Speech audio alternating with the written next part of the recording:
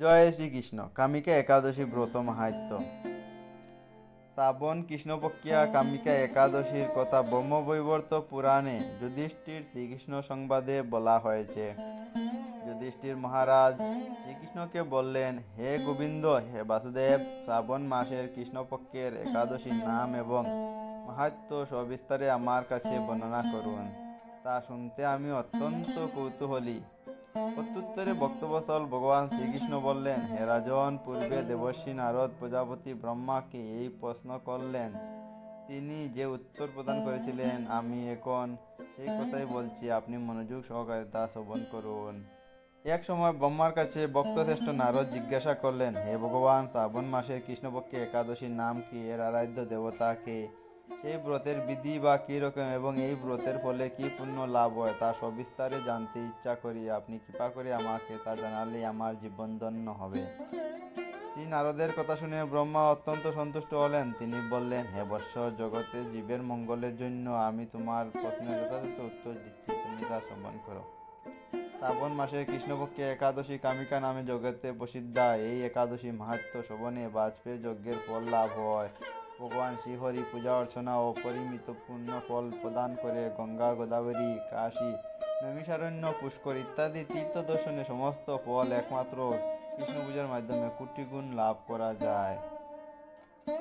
সাগর ও অরণ্যযুক্ত পৃথিবী দানের ফল, দুগ্ধবতী গাভী দানের ফল অনায়াসে এই ব্রত পালনে লাভ হয়। যা পাপ পুণ্য সাগরে নিমগ্ন, এই ব্রতই তাদের উদ্ধারের একমাত্র সহজ উপায়। এইরকম পবিত্র পাপনাশক শ্রেষ্ঠ ব্রত আর জগতে নেই। শ্রীহরি স্বয়ং এই মাহাত্ম্য কীর্তন করেছেন। রাত্রি জাগরণ করে যারা এই ব্রত পালন করেন তারা কখনো দুঃখ দুর্দশাগ্রস্ত হন না। এই ব্রত পালনকারী কখনো নিম্নজনী প্রাপ্ত হন না। কেশব প্রিয়া তুলসী পত্রে যিনি শ্রীহরির পূজা করেন, পদ্মপাতার জলের মতো তিনি পাপে নির্লিপ্ত থাকেন। তুলসীপত্র দিয়ে বিষ্ণু পূজার ভগবান যেমন সন্তুষ্ট হন, মণিমুক্তাদি মূল্যবান রত্ন মাধ্যমেও তেমন প্রীত হন না। যিনি কেশবকে তুলসী মঞ্জুরি দিয়ে পূজা করেন তার জন্মার্জিত সমস্ত পাপ ক্ষয় হয়ে যায়। এ প্রসঙ্গে ব্রহ্মা বললেন, হে নারদ, যিনি তুলসীকে প্রত্যহ দর্শন করেন তার সকল পাপ রাশি বিদূরিত হয়ে যায়। যিনি তাকে স্পর্শ করেন তার পাপ মলিন দেহ পবিত্র হয়। তাকে প্রণাম করলে সমস্ত রোগ দূর হয়। তাকে জল সিঞ্চন করলে যমও তার কাছে আসতে ভয় পায়। শ্রীহরি চরণে তুলসী অর্পিত হলে ভগবত ভক্তি লাভ হয়। তাই হে কৃষ্ণ ভক্তি প্রদায়িনী, তোমায় প্রণাম করি।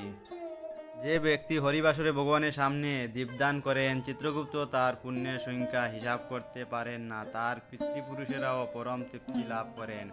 শ্রীকৃষ্ণ বললেন, হে রাজন, আমি আপনার কাছে সর্বপাপ হারিণী কামিকা একাদশী মাহাত্ম্য বর্ণনা করলাম। অতএব যিনি ব্রহ্মহত্যা, ভ্রূণ হত্যা, পাপ বিনাশিনী, মহাপুণ্য ফলদায়িনী এই ব্রত পালন করবেন ও এই মাহাত্ম্য শ্রদ্ধা সহকারে পাঠ অথবা শ্রবণ করেন, তিনি সর্বপাপ থেকে মুক্ত হয়ে বিষ্ণুলোকে গমন করবেন।